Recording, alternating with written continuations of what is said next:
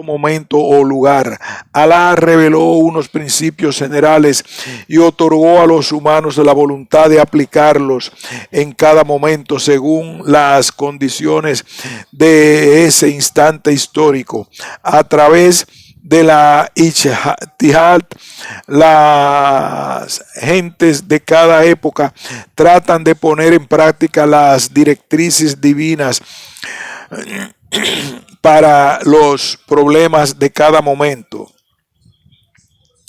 De acuerdo con muchos analistas, este concepto, como otros antes visto, constituyen uno de los factores dinámicos del Islam y permiten junto con ellos abrir nuevas avenidas de exploración, de innovación y de creatividad en torno a la fe.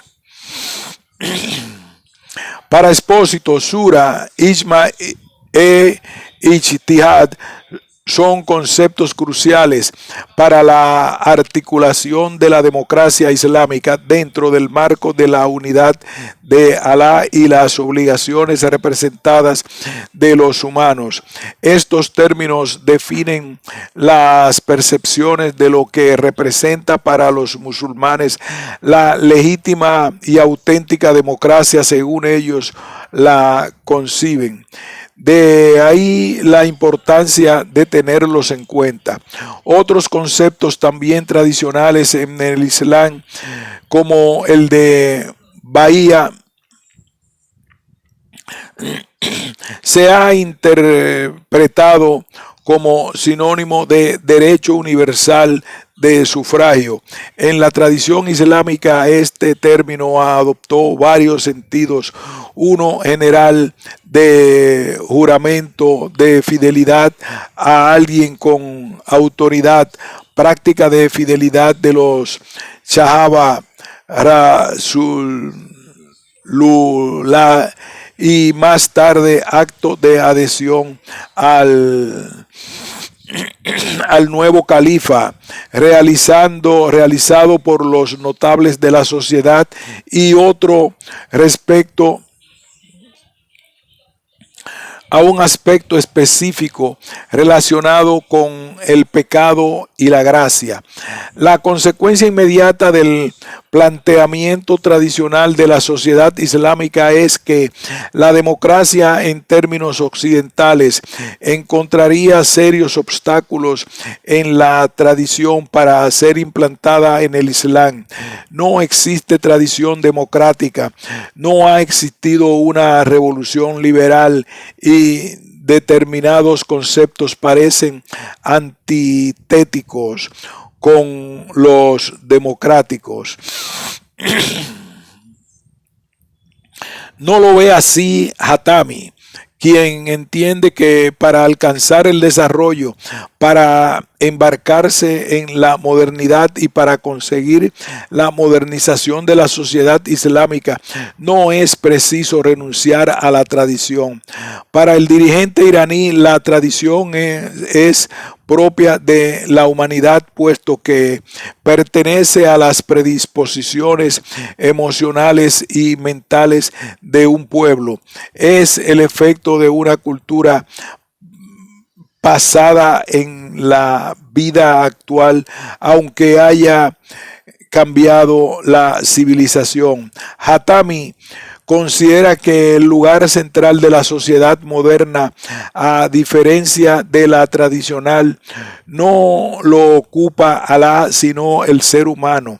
Para él hay todavía partes de la cultura islámica que permanecen acordes con la civilización pasada y que la civilización moderna es incompatible con la basada exclusivamente en la tradición, aunque esta sea la esencia de los logros sociohistóricos de su pueblo, y por ello no ha de ser tomada a la ligera. La ley islámica del Corán Sharia. El concepto del texto sagrado islámico, marco absoluto de referencia para el musulmán, se ha congelado en la historia. La elaboración de la relación de cualquier persona con un texto está siempre sujeta a interpretación, máxime si el texto es percibido como eterno.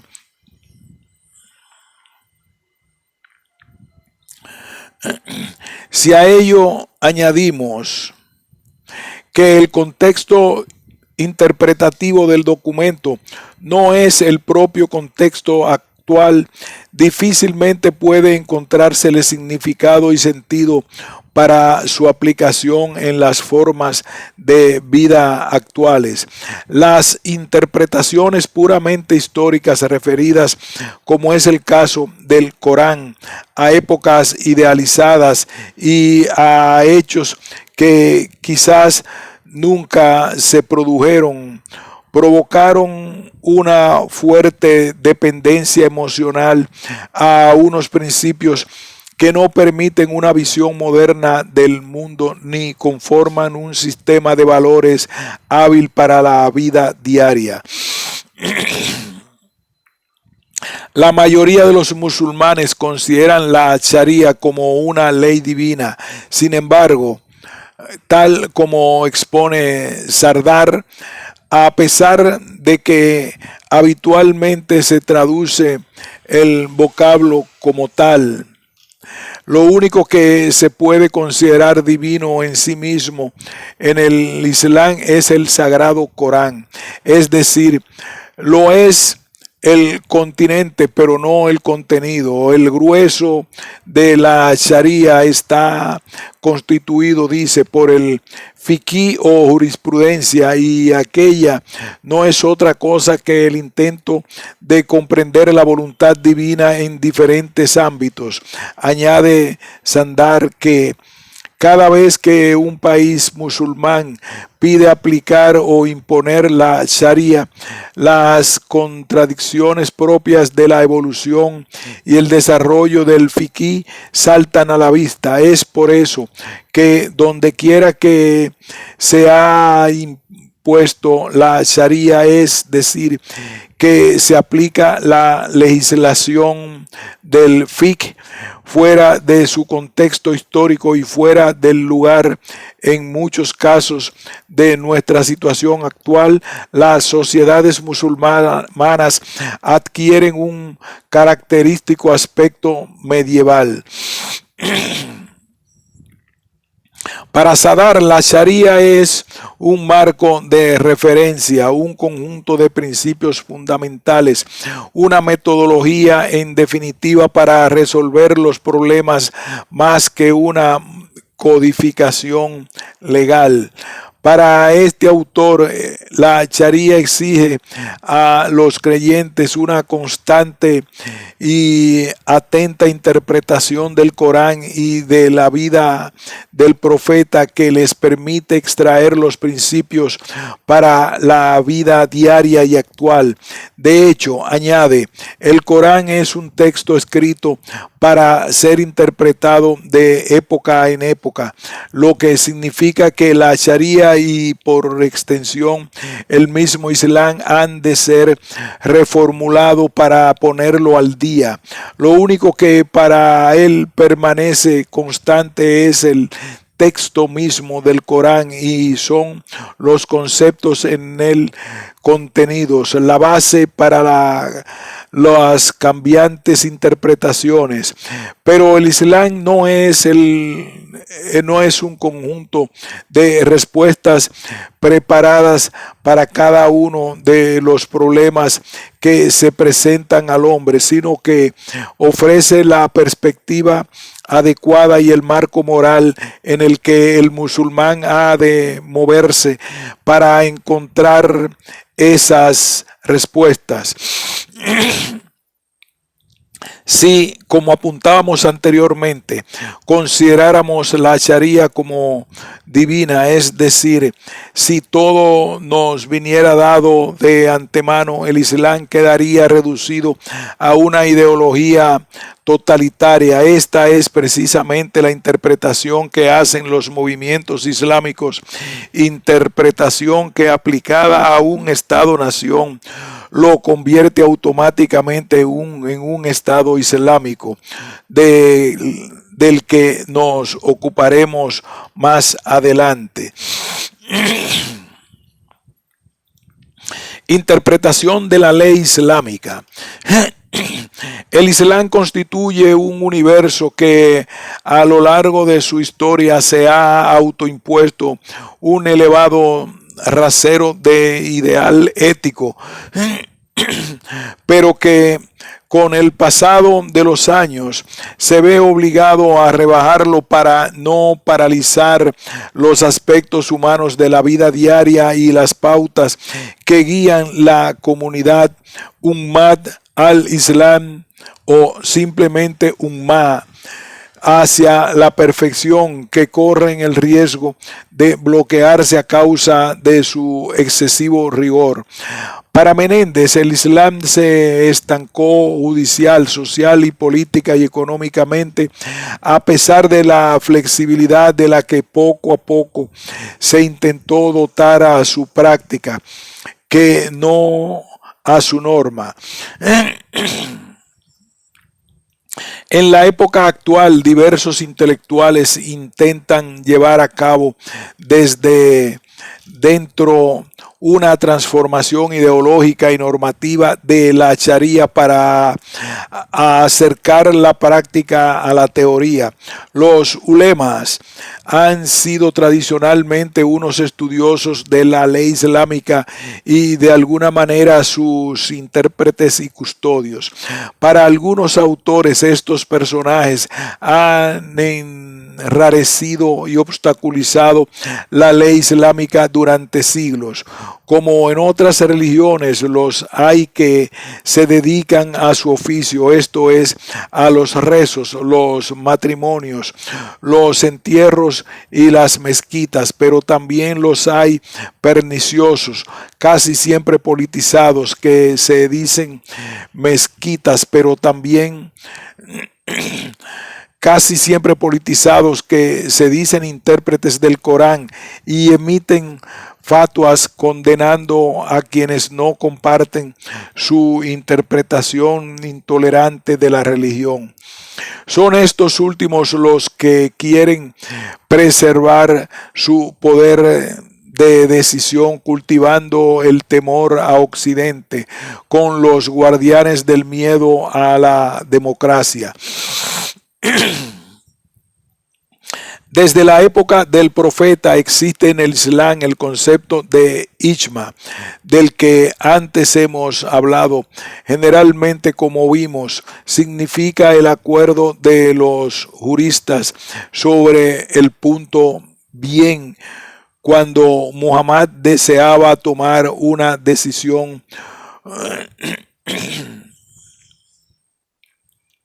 Generalmente, como vimos, significa el acuerdo de los juristas sobre el punto determinado del derecho al que se alude expresamente en el Corán y la Summa. Pues bien, cuando Muhammad deseaba tomar una decisión, convocaba a toda la comunidad en la mezquita. Allí se procedía a discutir el asunto hasta llegar a un consenso. Podemos decir, pues, que las decisiones políticas o de corte social se adoptaban de forma colegiada, o lo que es lo mismo, la comunidad se regía por unos principios en cierta medida democráticos, pero con el paso de los años, los estudiosos de la religión fueron eliminando al pueblo del escenario de la ijma, reduciéndola al consenso de las propias autoridades religiosas.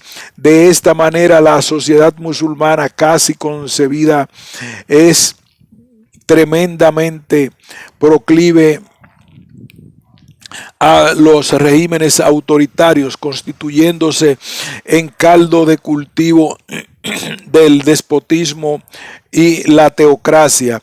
Es por ello, y puesto que el ámbito político ha seguido el dictado de las autoridades religiosas, que muchas sociedades musulmanas están dominadas por mulás que las oprimen fanáticamente bajo la apariencia que les confieren los hábitos del alín.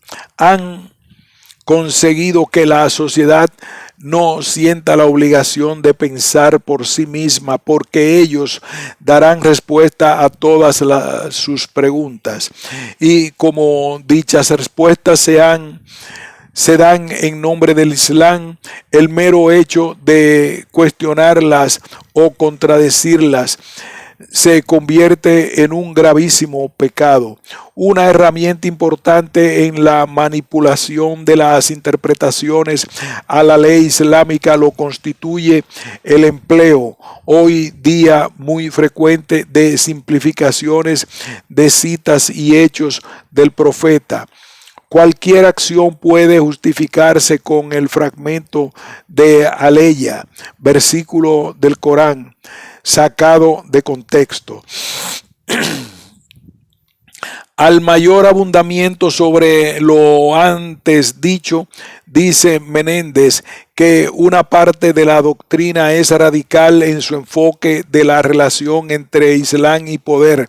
Para este sector, la Sharia marca lo que es correcto y lo que no es, según un marco legal y moral.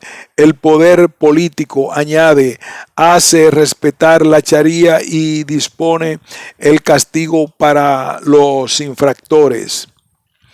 Podemos decir tanto que la interpretación de la ley islámica está en manos de grupos más próximos ideológicamente al siglo XI que al XXI, con una educación muy rudimentaria y con una gran falta de comprensión del mundo actual y un gran rechazo y desprecio hacia la cultura y los avances de todo tipo. Los conceptos fundamentales del Islam no están a disposición de los musulmanes de a pie y por lo tanto no pueden ser utilizados como marco en el que moverse en la búsqueda de progreso, bienestar y soluciones a la situación actual. El sistema antes descrito no permite unas cotas mínimas de participación en los ciudadanos en la vida política. Islam y política. Tras la muerte de Muhammad, en el mundo musulmán se insiste en recordar que el Islam se fraguó bajo la dirección del profeta a la par como fe y como sistema sociopolítico. Ambos aspectos han sido considerados tradicionalmente, salvo periodos que ahora mencionaremos, como inseparables. No siempre fue así. En las fuentes consultadas encontramos todo tipo de versiones de lo que Menéndez denomina vaivenes en la historia islámica, y es precisamente en la obra repetidamente citada de este autor en la que hallamos suficientes argumentos para poder afirmar que si la religión, din y Estado, daula, nacieron unidos, vivieron una época de divorcio desde el siglo IX con la excepción de algunos regímenes en que la Sharia quedó relegada a la regulación del estatuto personal y de cuestiones sociales, hasta principios del siglo XIX, en que diversas fuerzas sociales y políticas emprendieron el camino de regreso al Islam y a la política que pervive en gran medida en nuestros días. Este camino ha llevado a un sector de la doctrina a una postura radical en su enfoque sobre el din y daula. Para este sector, la Sharia indica claramente cuáles son las acciones correctas dentro de un sistema de moral. Para ellos, el poder político hace respetar la Sharia y dispone las sanciones para las infracciones de la ley divina, defiende a la umma de sus enemigos y lleva el Islam más allá de sus fronteras mediante la yihad. Para este sector, la umma está incompleta hasta que se asiente sobre un estado, el que fuera original en Medina y actualmente quimérico, el Estado Islámico, que tendrá como fin último de su política servir a Alá. Es fácil comprender que esta imbricación de din y daula beneficia a quienes utilizan la religión para fines políticos y quienes prefieren los partidos religiosos para poder monopolizar el Islam a través de ellos, y a los gobernantes que legitiman su acción de gobierno a través de la religión, en suma a los conocidos como fundamentalistas. Esta apropiación de la religión con fines legitimadores ha sido denominada por Kalaidi como contraataque de los ulemas al Estado. Para este autor, los ulemas, de los que ya hemos hablado, se empeñan en enfatizar que el Islam es tanto din como daula, en un intento de adueñarse del Estado.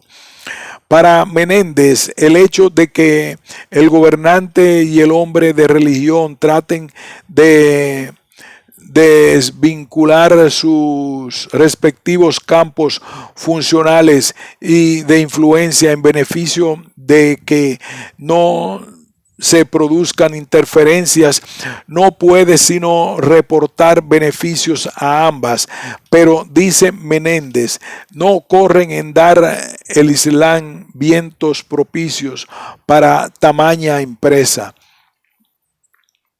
Los partidarios de la separación radical del din y daula son minoría y, por supuesto,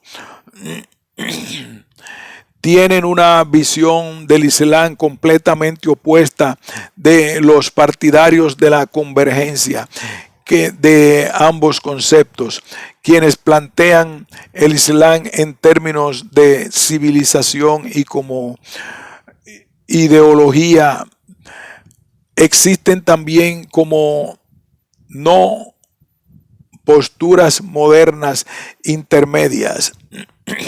Pero lo cierto es que sobre este asunto hay una gran controversia en el mundo islámico y una permanente sensación de querer y no poder. Un ejemplo del peso que tiene la doctrina clásica es que, a pesar de la voluntad de adaptación al mundo moderno, solamente Turquía ha sido capaz de separar formalmente ambos parámetros. Visto el problema desde fuera, algunos autores plantean que las sociedades más ricas tienden a considerarse portadoras de la razón universal, mientras que las más pobres tratan de potenciar su identidad a través de la religión. De ser cierto este planteamiento, no se está haciendo sino ahondar aún más las diferencias norte-sur, y en el futuro el concepto de etnicidad tendrá una relevancia añadida con relación al de clases, y los factores emocionales entrarán en juego con los materiales en mayor medida. Podemos decir que, por lo tanto, que la transformación del Islam en una ideología política centrada en el Estado, concepto que se ha venido en llamar Estado Islámico, no solo lo priva de su contenido moral y ético, sino que además traslada la mayor parte de la historia del Islam a la categoría de no islámica. Invariablemente, cada vez que los islamistas descubren una época dorada en el pasado, lo hacen para restar crédito al presente e ignorar el futuro.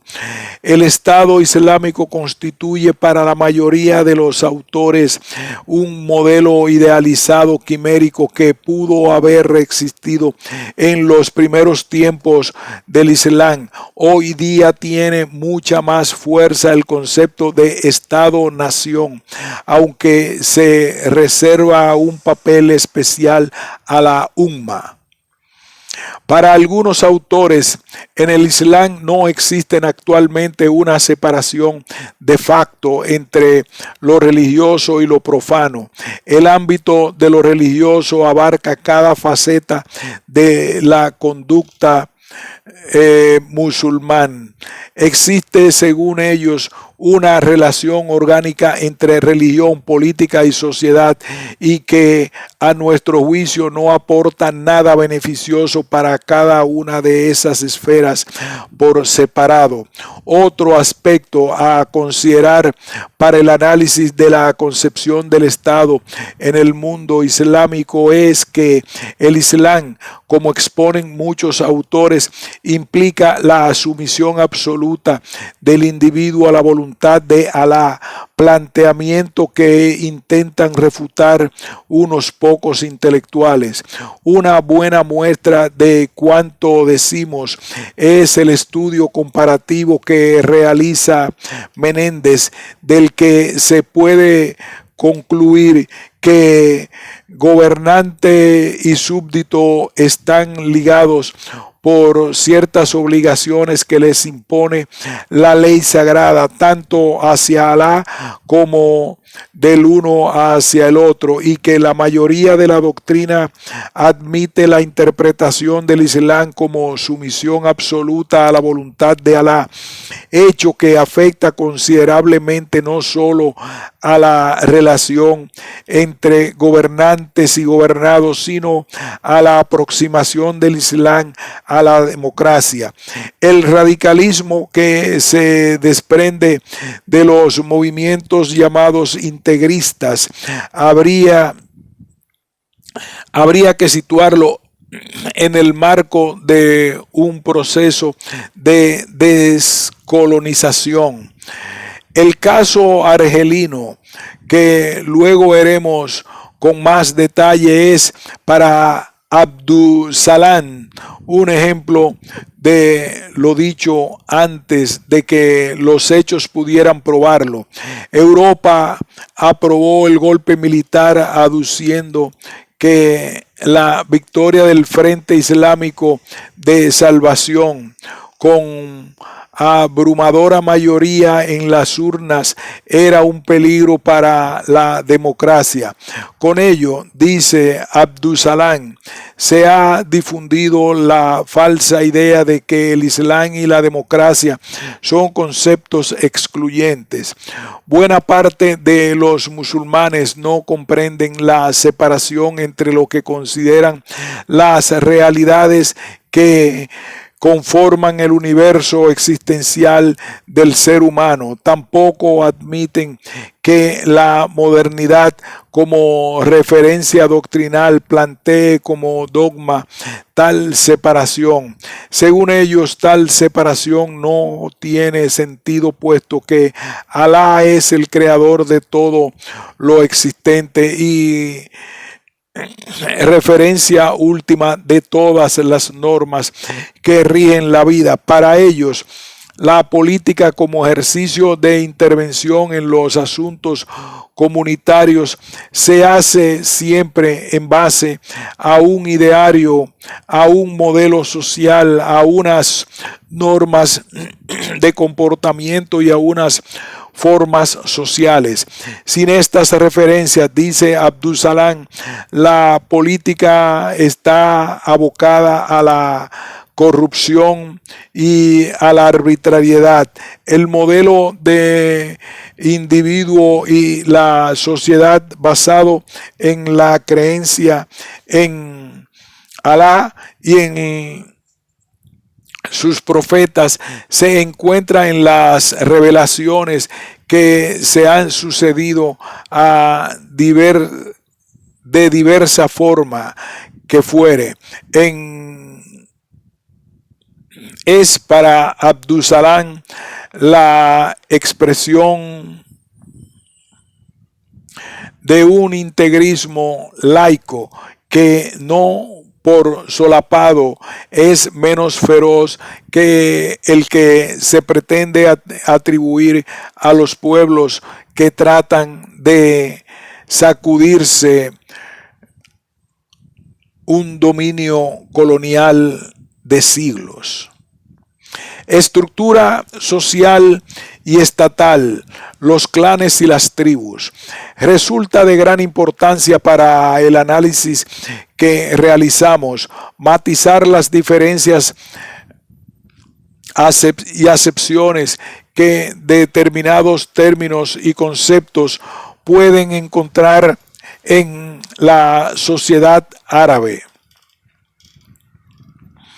como contraposición a la occidental. Un buen ejemplo comprensible e imprescindible, por otro lado, para continuar nuestro estudio es el de la palabra libertad. No puede contemplarse el contenido que encierra dicho término para el mundo islámico si no es a la luz de las condiciones históricas y actuales de este mundo. Luego veremos por qué. Históricamente, el nómada beduino ha jugado un papel fundamental en la articulación de la sociedad y en una configuración de la cultura árabo-islámica. Incluso en nuestros días, este papel no ha perdido importancia en algunos países del norte de América y de Oriente Próximo y Medio. Para estas gentes, el clan es una institución clave. Por un lado, permite la transmisión desde tiempos remotos de la tradición y las costumbres de una generación a otra. Por otro, contrarresta el efecto de los gobernantes tiranos por el peso político y social que supone. El individuo de estas sociedades se siente fuerte en el clan, mientras que en solitario es vulnerable y se siente